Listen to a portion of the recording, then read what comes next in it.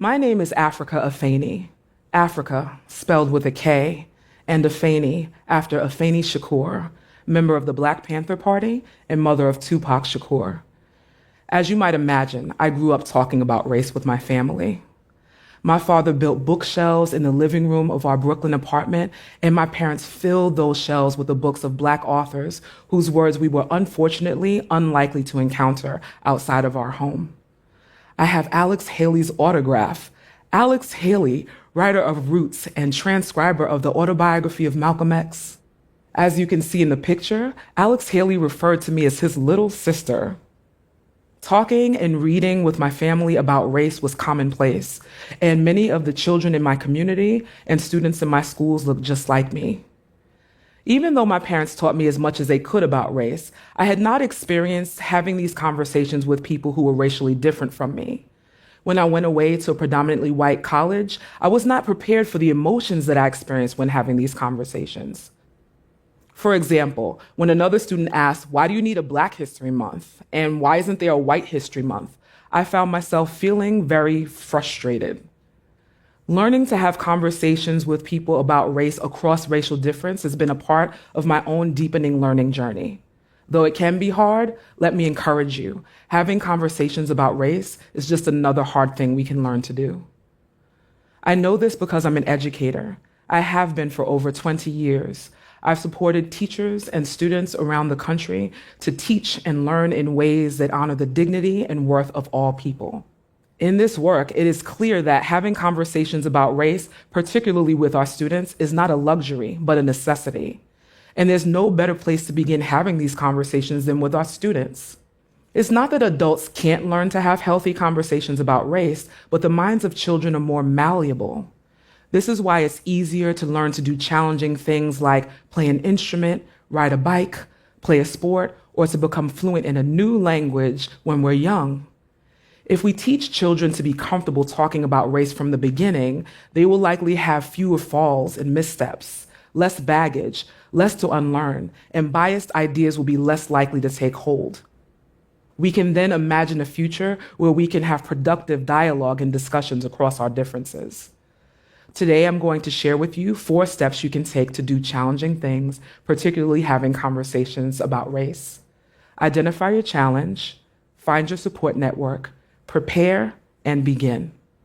In my work with educators around the country, when we explore what's challenging about having conversations with students about race, they often say things like, "I don't have the resources to have these conversations." In fact, in EdWeek Research Center's 2020 special report, Big Ideas for Confronting Racism in Education, though 81% of the more than 800 educators surveyed identified as anti-racist educators, only 14% of them said that they had both the training and the resources to have these conversations with students. Though this statistic holds true, there are several organizations that provide free instructional resources that support lessons and dialogue with students about race. So access to instructional resources isn't the true challenge. If we're honest with ourselves, it's easier to identify external factors as challenges than it is for us to accept responsibility to influence what is within our locus of control. When I go deeper with educators, they share that the underlying challenge is actually fear. They're afraid of saying the wrong thing or doing harm when talking with students about race. This is understandable, especially considering the history and current manifestations of substantial racial harm in this country. But when we identify the true challenge, not the school or the lack of resources, but fear, is an essential first step. Once we can name what's at the heart of our challenge, we can begin to overcome it with the next step, finding our support network. Too often, attempts to begin having conversations with students about race fail because the fear of making mistakes takes over. When we try to do this work on our own and we face a challenge, say, for example, a student says something or asks a question that we're not prepared to address or answer, in our minds we can say things like, "Ooh, this is uncomfortable. I don't like being uncomfortable. I don't think I want to do this anymore." It's important for us to be surrounded by a community of people who are committed to doing this work.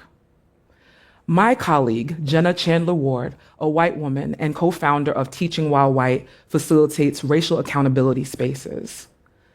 She regularly hears from white teachers and students that they are afraid to say the wrong thing.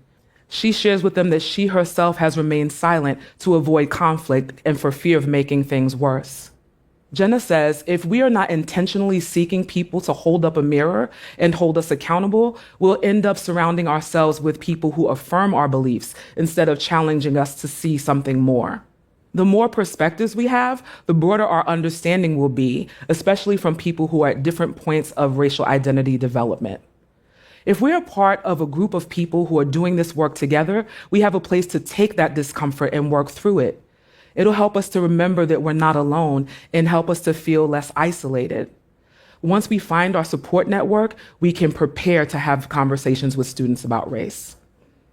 When the student I mentioned earlier asked me why there was a Black History Month and not a White History Month, I experienced a whole range of emotions: confusion, hurt, anger. Similarly, just as I experienced a range of emotions, so will your students and so will you. Expect it so you can be prepared. For this work to be sustainable, it is important that we prepare to navigate these conversations in our learning communities. We will want to intentionally envision how these conversations will look and feel. What emotions might the discussions bring up for our students? What agreements might we need to have in place before we have these discussions? How will you respond to questions, comments, and resistance? How will you repair any harm that may be done? You'll want to feel comfortable responding in the moment instead of reacting if the discussion doesn't go the way you hoped. Once you prepare, you'll be ready to begin. Just as in starting anything new, it can be messy, and you'll make mistakes because you're human. Making mistakes can feel scary, especially because our work is so public. When we push through that fear, however, we can teach students to have conversations about race and help them to unpack their misperceptions.